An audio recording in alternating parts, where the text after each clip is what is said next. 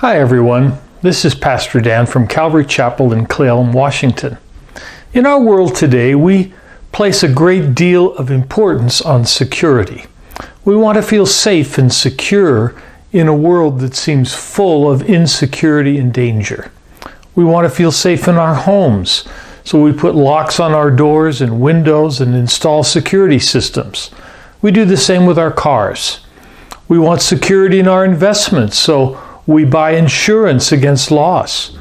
We want job security and financial security, so we try to get employment in a business that looks promising for many years to come. We want security when we travel in sketchy neighborhoods or places where we might encounter wild animals, so we might carry a defensive weapon, hoping never to have to use it. Security is a big deal for most of us. And when we feel insecure, it messes with our contentment and our peace. Psalm 62 addresses this whole idea of security, and it lets us know that ultimately the only source of real and lasting security comes from a submitted relationship with God. When you know that God is in control, there isn't any situation we face that is hopeless, not one. And when you know that God is in control, it's a little easier to wait patiently for Him to rescue you. We have to remember, too, that true relief doesn't come just when this problem is solved. You see, when you resolve this one, you have to remember that others are on the way. True relief comes when you focus not on God's temporary salvation from the immediate problem, but on His ultimate salvation for all problems. It's only then that all our trials are going to be resolved. Now, many believe that David wrote this psalm during the time when Absalom, his son, was trying to usurp the throne. His own son was not only seeking to take the throne from David, but he was almost certainly planning on murdering David in the process. And yet it's amazing how level-headed and trusting David seems to be as he writes this psalm. And I think it's because David has settled on some very important truths that have brought him comfort. He mentions 3 times that God is his rock. He mentions 3 times that God is his salvation. He mentions twice that God is his defense. He mentions once that God is his glory, and he mentions twice that God is his refuge.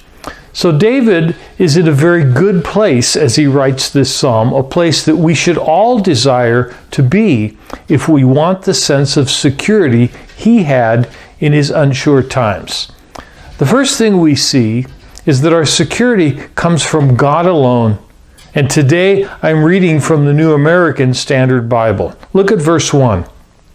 My soul waits in silence for God only. From Him is my salvation. David wasn't waiting for anything or anyone else but God alone. This is the first of 4 times that he alludes to this. Now remember that David was being pursued by Absalom and his men. But David had resigned his future completely to the Lord. David felt that if God wanted him back in the kingdom, he could and would bring him back regardless of what Absalom might do. If not, then whatever the Lord sees fit in doing, David will accept.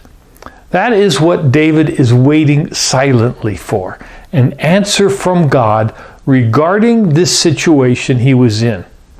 But he is willing to accept whatever God's judgment was, knowing that whatever God decided, it was the best decision that could be made overall. That is a great example of complete faith and trust. He continues in verse 2, He only is my rock and my salvation, my stronghold. I shall not be greatly shaken. David trusts only in God. Trust in God plus anything or something else isn't really trust at all. You're suggesting that God needs help. Faith really realizes that God is all we need. So as David waits, he rests upon the rock which brings stability in his life. There are other rocks out there, other things that we sometimes trust, but they don't bring stability in our lives. It's like Moses said in Deuteronomy 32:31, "For their rock is not like our rock." You see, nothing compares to our rock, Jesus Christ. He truly is the rock that is higher than I. And why would I want to go to anyone or anything else that will just get swept away in the storms of life? Well, next, David addresses those who joined forces with Absalom in this rebellion against him in verse 3. He says, "How long will you assail a man that you may murder him? All of you like a leaning wall, like a tottering fence." David is asking this question to those who are trying to destroy him. Why are you doing this? I thought you supported me. I thought you were with me, my friends, my confidants. As king, I treated you well. I didn't lord it over you. I've tried to be a godly man. So why would you do this? Then he comes up with the explanation, verse 4, this time from the NIV. "Surely they intend to topple me from my lofty place. They take delight in lies. With their mouths they bless, but in their hearts they curse." David is speaking of the hypocrisy of those who rebelled against him. While he was king, they bowed down before him, but now they curse him and want him dead. It must have been a very difficult time for him to go through. We can all identify with this. Personal betrayal is one of the relational issues that is the most difficult to endure. It really messes with your head. You start telling yourself you'll never trust anyone again, never get close to anyone again. But notice how he counsels himself and us in this. It's really very wise counsel. He tells us our security must be found not in people, but in God alone. Look at verses 5 to 8. "My soul, wait in silence for God only, for my hope is from him. He only is my rock and my salvation, my stronghold. I shall not be shaken. On God, my salvation and my glory rest. The rock of my strength, my refuge is in God. Trust in him at all times, O people. Pour out your heart before him. God is a refuge for us." In verse 1, he said that his salvation came from God alone.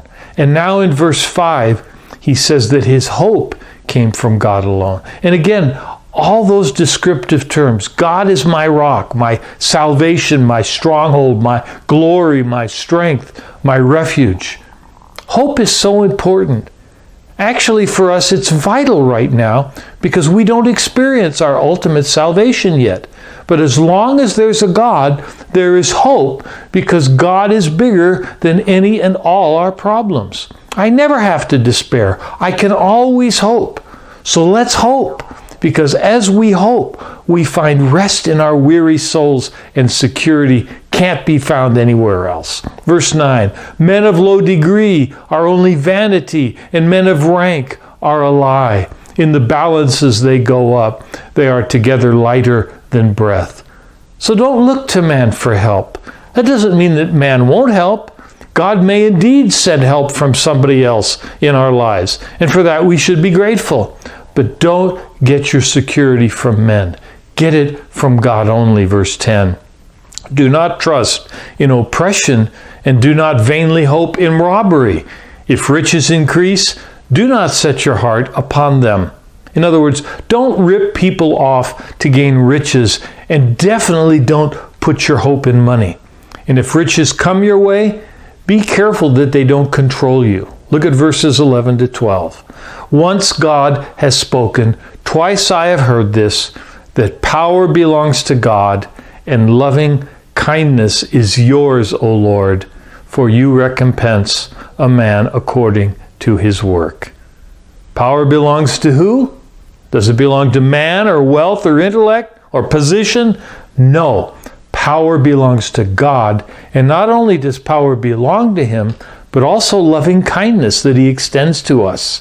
And through it all, he will reward us for our faithfulness. Folks, those facts embedded in our hearts, with those things there should be nothing that gets the best of us. His love and his power will eventually bring us through all of our trials, all of our difficulties, no matter what they are. And we can be completely secure in Him. I hope this helps. And if it does, would you let me know with a like and a comment and a share? May God bless each of us as we get our security from Him. In Jesus' name.